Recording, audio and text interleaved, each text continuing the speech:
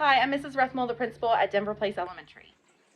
Hello everyone, it's Mrs. Lacey, the assistant principal at Denver Place. Hey guys, it's Miss McCoy, the school counselor at Denver Place Elementary.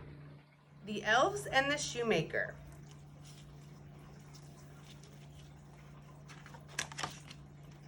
There once was a good shoemaker who, through a spell of bad luck, had become very poor. Finally, he had just enough leather to make one last pair of shoes. Still, it is a fine piece of leather, said his wife, as soft as butter, yet as strong as your hands. Tonight, dear wife, I will cut the leather, said the shoemaker, and first thing in the morning, I will sew the shoes. The next morning, when the couple went into the workshop, they were flabbergasted by what they had found. There on the work table stood 2 shoes, perfectly finished, not a stitch out of place. But who? How? Sputtered the shoemaker. His wife could only stare.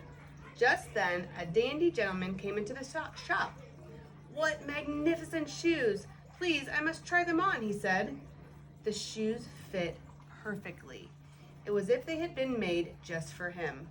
He was so pleased that he paid double the price. Now the shoemaker had enough money to buy leather for 2 more pair of shoes. Again that evening, the shoemaker cut out the leather for the shoes and went to bed. And once again, in the morning, there were the shoes, finished. Buyers were not lacking for these either, and as before, they were so pleased, they paid double the price. Now the shoemaker had enough money to buy leather for 4 more pairs of shoes. The next morning, just as before, there were the shoes already made.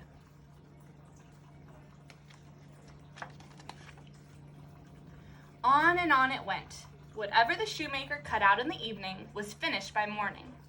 Soon, the news of the splendid shoes spread throughout the town, and the shoemaker and his wife were no longer poor.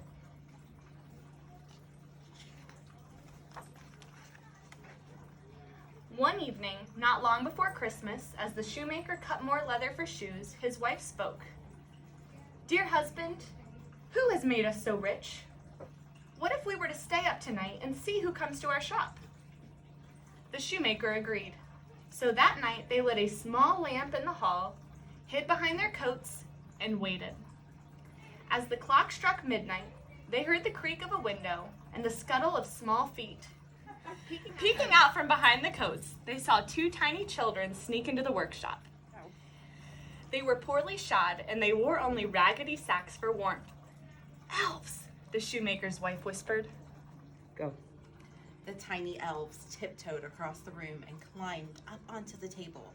Then, humming and whispering, they began to stitch and sew and hammer so quickly with their little fingers that the shoemaker and his wife could not believe their eyes.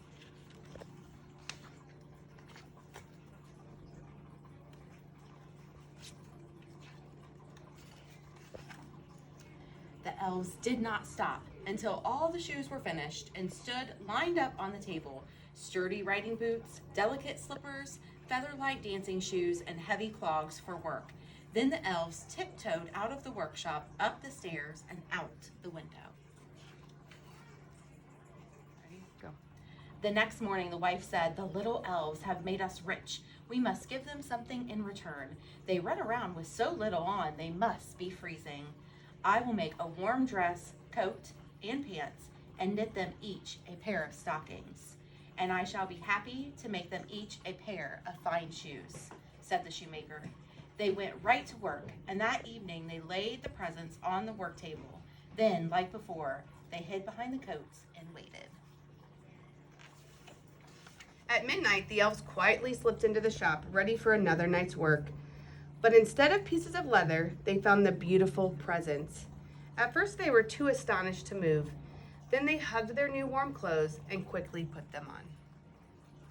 When they were dressed, they leaped and bounced around the room, singing, "Now we're elves so fine to see, no longer cobblers we will be." They jumped over chairs, raced around the shop, and finally ran out the door. The click and clack of their new shoes echoed through the streets.